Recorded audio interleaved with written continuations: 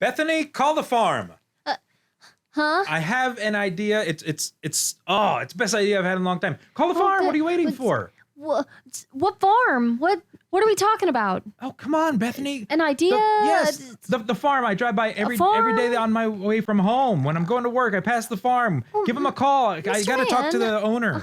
Slow down. Okay, slow down. I'm sure his name's like Farmer something. I don't know. Farmer Brown, it's a farm Farmer you drive Jones, past Farmer every day, and yes. you want me to call them? Mr. Man, I don't even know where you live. Oh my gosh, call them so I can shoot farm. there because the cows are looking at something. And it just made me think, oh, what if it's a ghost? And then it's like, that would be the best movie ever. Like, that's $1 million right there, guaranteed. Okay. So to recap, you want me to call this farm that you drive past every day because they have cows and you want to film the cows.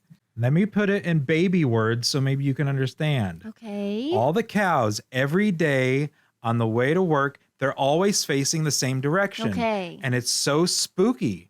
And they always seem to be looking at something. And then I look the direction they're looking and there's nothing there. And I'm always thinking, what are they looking at? And today I thought, what if there's ghost, but only cows can see the ghost? And then I thought, whoa, what if that were a movie where there's ghosts, but nobody knows it except for the cows? So we got to call the farmer because I want to shoot the cows, not with a gun, but with a camera. Right, because there's ghosts. There's not really ghosts, but I want to shoot it like there is because I'm making a movie about ghosts in a cow pasture. Okay. I understand. You want me to find who owns these cows and get their permission so that you can film them. Yes. See, I don't know if we need the cows' permission or just the farmer's permission. But I just need probably the farmers. And then is there a different farmer for each cow? You need to ask all those questions, or is it just one farmer?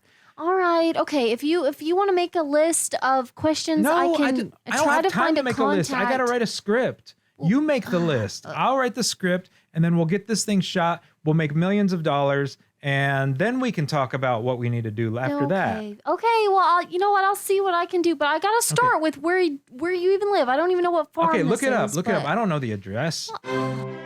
You're listening to the Josh Mann Podcast, featuring director extraordinaire Josh Mann.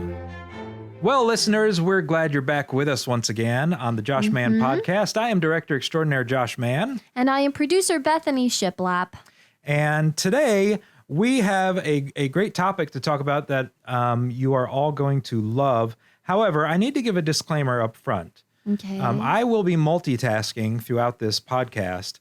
And Bethany, do you know what that means? Yeah, you're going to be doing more than one thing, but I'm not. Yeah, but I don't think you know what it means. So what I mean by multitasking, today my brain will be working on one thing while my mouth is talking about something different. Okay. So this way I can be thinking about what do I want the title of the ghost cow movie to be? Oh, Mr. And then I could be talking about our subject for the day at the same time. So I want to give that disclaimer up front because sometimes I can get a little confused in my head, but it's very rare. Normally, I'm sharp hard. as a tack. Well, I mean, this just seems hard to be talking about one thing and thinking about something completely different, but... There's very few of us that can pull it off, but I, in fact, can. Okay, well, so what are we talking about on the podcast Well, today we're talking about something incredibly important. It's the one thing that all directors want. It's what they hope for. It's what they dream of. It's what they set out to accomplish every time they set out to make a movie. And that is, how do I get my movie in the dollar bin? The dollar? Oh, like a Walmart or... Yeah. Like, how do I get the DVDs of my movie in the dollar bin? Because when it's in a dollar bin, everybody wants it, right? Because that they know that it's almost all only afford $1. It, you know. Right, and so they want to take it home and they want to watch it, and then everybody in America is watching your movie. Well, that's a cool way of thinking about the dollar bin. You put a lot of value into it, huh? Well, it's $1 for a movie, so that's not a lot of value, but everybody's watching it. Oh, okay. Which is the important thing. That's the goal, huh? Yeah, right. Okay. I mean, I don't make movies so nobody watches it. That would be stupid. That's true. That's true, Mr. Mann. So, the best way to go about getting your movie in the dollar bin is to make it, put it on DVDs. Okay. And then just take a stack to wherever you think people might be. which is usually stores because that's where people buy stuff. Yep. And so like for me, like I'll go into a store where I know there's already a dollar bin. I'll have a stack of 4 or 5 movies, walk in, casually just drop them in the bin, and then I wait for the residuals to come in. Well, so, okay.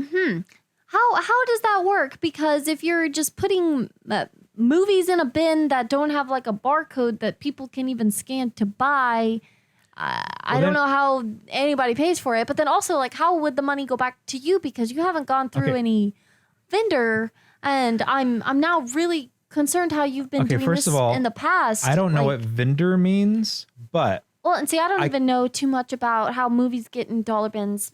But I just told you. I really don't think you. So here's the thing. In. You don't need a barcode, right? Because everybody knows it's $1. So why are you scanning it? Do you think people are just taking it? No, they know it's $1, so they're paying $1 because it's $1 bin. If it were a $2 bin, they'd pay $2. But we're not talking about that. We're talking about a $1 scan the bin. item to see how much it is. No, it's $1 bin. You don't need to see how much it is. I'm surprised you've shopped for and yourself so in the past. You put it in the dollar bin, and then you pay your dollar, and then and then they watch your movie. But how are you able to track it? The stores do that, right? Oh. I put like 150, 170 copies of Spanish Trap into stores about a year and a half ago. And, it takes a while for that to get through the system, but I'm assuming it would just come in the mail. That's what checks do. Yeah. I'm really curious to hear if that happens, because I don't think it will. I'm sorry. But the DVD says a Josh Mann film. Well, I don't even know where your film is it? address is It's a Josh to Mann call the film. farm. Like. I don't live on a farm. I Well, don't even know. no, but I was just saying, like, back to our earlier conversation. I don't know where you live. Doesn't matter. Blah, blah, blah. Stop. So once you put your movies in the dollar bin, here's another tip. Chester's, the gas stations. There's a chain of gas stations, Chester's. Yeah. They've got dollar bins, and I've dropped some in there. And then you go to the people who are working at the gas station, which I think they call gas station employees, I think. Yeah, I don't really know. You give them a little money under the table because they're working at a gas station. Like they're not rolling in it, right? So it'd probably help them out. You give them $10 or so and say, hey, there's 10 discs in that bin. Make sure that you're talking them up so that people will buy them. And then what do they say? They just say okay, and they take my $10. They take it, huh? Wow. Because they wanted an extra $10, so they're willing to do it. And did you get money back for those? No, because I'm waiting for the checks to come in. They come in the mail. You don't just go to Chester's and say, "Give me my check," because they don't know what you're talking about. It comes in the mail. Well, that's just such a wild idea, Mr. Mann. Thank you. I've never known how movies end up in the dollar bin, and I really think you're the only one that does it that way. But now there's going to be lots of people that do it because they just heard me talk about it. And that's how people get educated, is by listening to the Josh Mann Podcast. Today's episode is sponsored by Maddie Stutzman. Maddie would like to say to all of the Josh Mann listeners that she is a huge fan of the Josh Mann Podcast. That Josh guy is so funny. He makes me laugh out loud. Well, thank you, Maddie. We love hearing feedback from listeners. She said funny? She said I was funny? What does that mean? She said she laughs out loud. I think. What's so funny about our podcast? Oh, well, we have fun. We have fun. Well, we do, but our listeners aren't supposed to have fun. They're supposed to be smarter. Oh, Mr. Mann, I think we should think of this as a that good makes me thing. mad. That's good. People are enjoying it. Not if they're laughing at me. Like they're supposed to say, wow, that Josh Mann is so smart. I'm learning so much about making movies. But no, it's like, oh, he makes me laugh. Ha, ha, ha. Because he's a dummy or whatever she's thinking. She didn't say that. I know, Mr. but that's what she's thinking. No. I'm sure she thinks you're the director extraordinaire that you are, but she's just enjoying it. So she's laughing. Thank you, Maddie. Thank you. So if you want to sponsor the Josh Mann Podcast. Bethany's going to tell you how. Yeah. And hey, if you are a listener, just keep, sending in what you enjoy about the podcast and maybe what you're learning instead of. Yes, please. Tell us how smart you are now because you've learned from me. But don't mock me Maddie. and tell me that I'm an idiot like Maddie did. Anyway, we have this phone number that you can call and let us know what you would like to say in your sponsorship, and we'll go over how you can sponsor the podcast. It's 347-766-5225, or you can email us and we'll email you back. It's joshmangenius@gmail.com, and that's how you can sponsor. And this is directly to Maddie out there.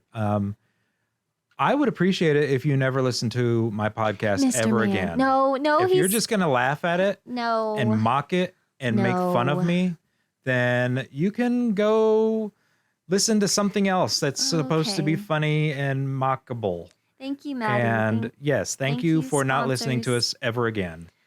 So, listeners, those of you who appreciate what I have to say here and what I have to teach, and you're learning from me and you're getting smarter by the day, we're so thankful for you. And those of you like Maddie, not so much. So we look forward to seeing most of you back here next time for the Josh Mann Podcast. You've been listening to the Josh Mann Podcast, featuring Director Extraordinaire Josh Mann.